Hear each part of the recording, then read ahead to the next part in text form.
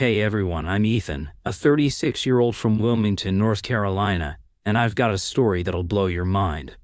It's about how my mother-in-law hired a shady lawyer to snatch a house I inherited, tried to tear my marriage apart, and how I outsmarted her in a way that left her speechless. If you've ever dealt with a family member who thinks they can control your life, grab a coffee, settle in, and let's dive into this roller coaster of betrayal, secrets, and a comeback that'll have you cheering. 2 years ago, my life changed in the best way possible. My wife, Claire, and I were already 5 years into a marriage that felt like a gift. Lazy Sundays on Wrightsville Beach, her laughter filling our cozy downtown loft, and dreams of starting a family. Claire's 34, a graphic designer with a knack for turning chaos into art, and my rock through everything. We met at a Wilmington art walk, where I spilled my beer on her sketchbook, and she teased me for being the tronziest lawyer in town. I'm a real estate attorney, 11 years in, but I don't flaunt it. People get weird when they hear lawyer, either begging for free advice or dodging me like I'm a shark. So I keep it low-key, letting my work speak for itself. Then my great-aunt Lillian passed away. She was a firecracker, 92, with no kids, who'd spent her life running a flower shop in Carolina Beach. She left me her 1940s cottage, a weathered, 2-bedroom gem with creaky floors, a sagging porch, and a view of the intracoastal waterway. It wasn't fancy, but Claire and I fell in love with its quirks. The chipped blue shutters, the overgrown garden, the salty breeze through warped windows. We dreamed of fixing it up as a weekend retreat, maybe a future home for our kids. It was appraised at $350,000, modest for Wilmington's booming market but priceless to us. That's when my mother-in-law, Diane, entered the picture like a hurricane. Diane's 58, a real estate agent with a bleach blonde bob, a fake laugh, and a need to control everything. From the day I met her, she made it clear I wasn't her pick for Claire. She wanted a flashy CEO or a doctor, not a small-town lawyer who grew up in a middle-class duplex. Diane's a master of backhanded jabs. "Oh, Ethan, you're so practical." Or Claire's ex was a stockbroker, old money. Claire always shut her down, but Diane would clutch her wine glass, play victim, and say, "I'm only joking, sweetheart." Classic narcissism. She craved being the star, and I was stealing her spotlight. Growing up, Claire's family was close, but Diane ruled the roost. She planned every holiday, from Easter brunches at her riverfront condo to Christmas at her Holden Beach timeshare, dictating who brought what and who sat where. Claire's dad, Tom, is a quiet accountant who nods along to keep the peace. Her older brother, Ryan, 37, is Diane's golden boy, a realtor in her firm who can do no wrong. If Ryan forgot a family event, Diane called it his busy schedule. If Claire missed a call, she was neglecting family. I got the worst of it. Diane nitpicked everything. My car, a practical Hyundai, my job, so much paperwork, even my grilling skills at her 4th of July barbecue. I tried to play nice for Claire's sake. I smiled through her digs, brought pecan pie to Thanksgiving, and ignored her suggestions that I join her real estate firm to make real money. But when Lillian left me the cottage, Diane's mask slipped. At a family dinner, she raised her glass and said, "A beach house? How quaint. Hope you can handle the upkeep, Ethan." Claire snapped, "Mom, it's ours. Drop it." That night, I told Claire, "She's up to something." Claire laughed it off. Diane was pushy but harmless, right? I wasn't so sure.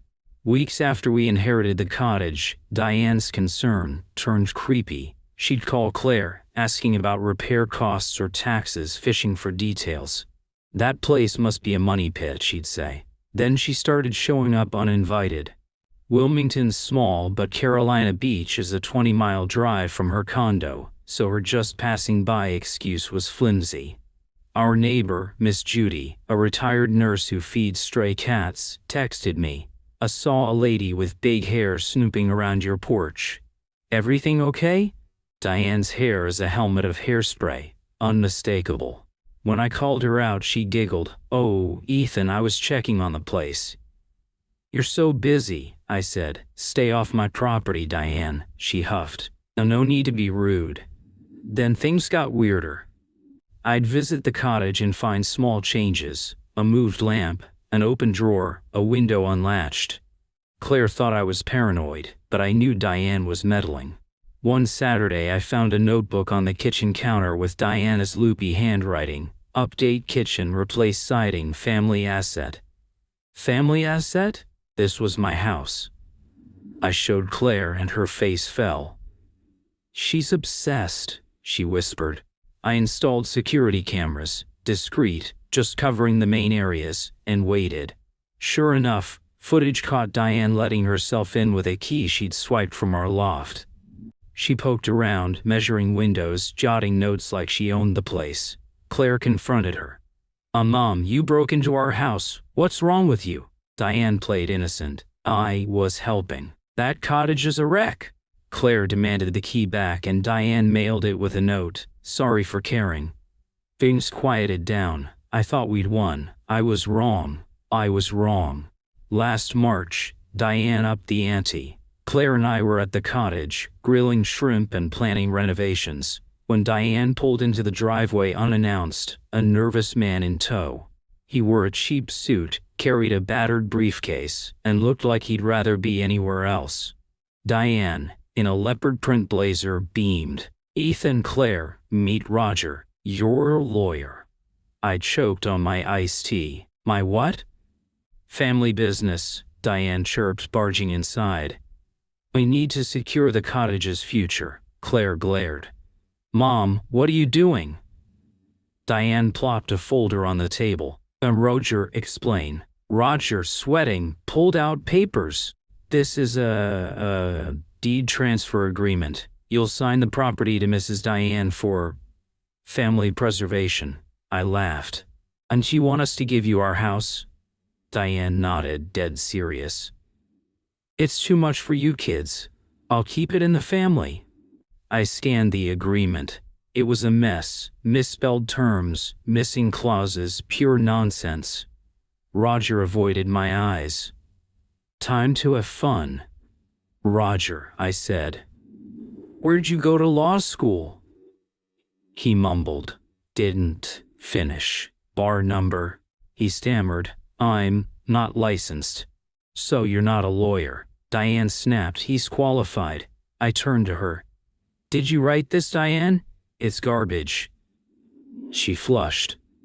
I quizzed Roger on basic property law, easements, liens, title searches. He flopped, sweating buckets. Claire fumed. "Mom, you brought a fake lawyer to steal our house?" I pulled out my laptop, opened the county records, and showed inquiries made from Diane's email, fishing for title issues. "Care to explain?" Diane stood, knocking over a chair. "I'm protecting this family," Claire shouted. "God, get out!" Roger bolted. Diane stormed after him, yelling, "You'll regret this." Claire sank into a chair, shaking. "And how?" Nah. We're not done yet." Diane didn't retreat. She went nuclear. She called every relative, painting me as a greedy lawyer brainwashing Claire to hoard the cottage. "Sigh, Ethan's tearing us apart," she'd wail. Ryan, her golden boy, backed her, texting Claire, "Why's Ethan so selfish?" "Share the house." Claire replied, "It's ours, Ryan. Stay out of it." Most relatives saw through Diane's drama. Claire's cousin Lila called, laughing, "Aunt Diane's saying you're a cult leader, Ethan. She's wild." But Diane's sister, Karen, bought the sob story, calling Claire, "How could you hurt Mom like this?" Claire hung up, furious. Diana's antics spilled into her job. She used her real estate firm's database to dig into the cottage's title, but a coworker ratted her out. Her boss fired her for ethics violations. Word spread, and family support dwindled. Diane doubled down, spreading rumors we were broke and mismanaging the cottage. At a family barbecue, she sighed loudly. "Some people don't value family assets." Claire snapped, "Stop it, Mom." Diane teared up, playing martyr. "I'm just worried about you." In July, we got a bombshell, a letter from a real lawyer. Diane was suing us, claiming she'd invested $50,000 in cottage repairs, entitling her to partial ownership. It was laughable. She'd never paid a dime. I gathered every receipt, bank statement, and contractor invoice, all showing Claire and I covered every cost. "She's bluffing," I told Claire. "And she's counting on us folding." I dug deeper, suspecting Diane had a bigger plan. As a lawyer, I know how to follow paper trails. I found emails between Diane and Ryan plotting to flip the cottage for profit if they gained control. Diane had even contacted developers, pitching the lot for condos. Worse, I discovered she'd forged repair invoices to prove her contributions. This wasn't just greed, it was fraud.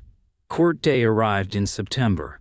Diane strutted in, her lawyer, a slick guy named Greg, looking confident. Claire and I sat calmly, my evidence in a neat binder. The judge, a no-nonsense woman in her 60s, called Diane's side first. Greg spun a tale of Diane as a devoted mother who saved. Diane took the stand, dabbing fake tears. "I paid for plumbing, roofing, everything," she lied. "They're young. They couldn't handle it." My turn.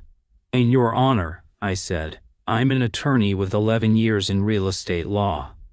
The plaintiff's claims are baseless." I presented the will, naming Claire and me sole owners, and our receipts, proving we paid for all repairs.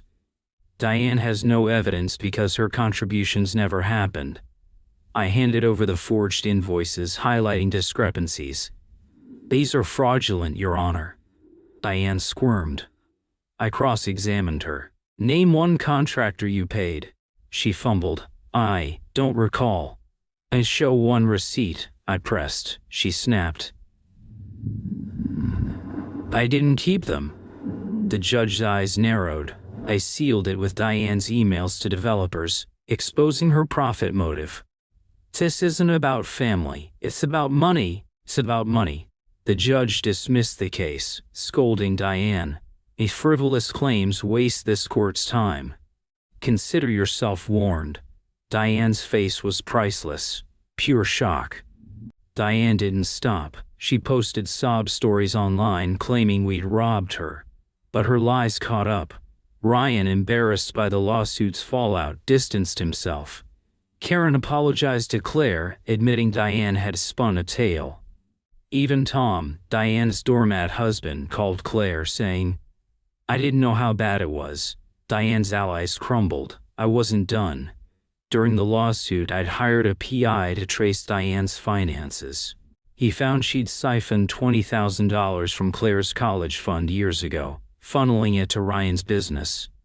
I also uncovered a second scam. Diane had used my cottage's address to secure a shady loan, risking a line on my property.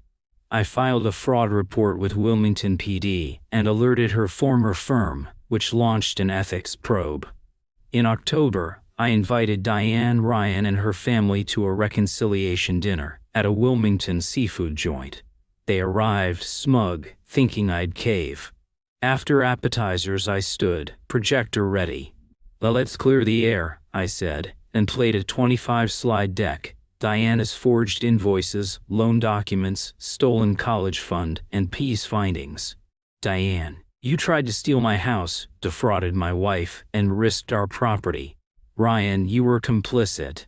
The police have this, and your firm's investigating." Diane gasped. "This is slander." I tossed a USB drive. "Prove it in court." Ryan stormed out. Diane sobbed and Karen stared, stunned. I walked out, Claire's hand in mine, leaving them in chaos. Diane's under investigation for fraud and forgery. Her real estate license is suspended, her reputation trashed. Ryan's business tanked and he's dodging her calls. Tom's divorcing her and most relatives cut contact. Claire's healing, but we're no contact with Diane. We're renovating the cottage, turning it into our sanctuary, and planning for kids. That dinner reveal, watching Diana's world collapse, was my victory. I broke the trauma bond, shed learned helplessness, and set iron boundaries. Diane's narcissism drove her to lie, her gaslighting failed to sway us, and her codependency with Ryan fueled her downfall. Consequence: she's alone, facing legal reckoning. Was I too harsh, or did Diane earn it? Drop your thoughts below.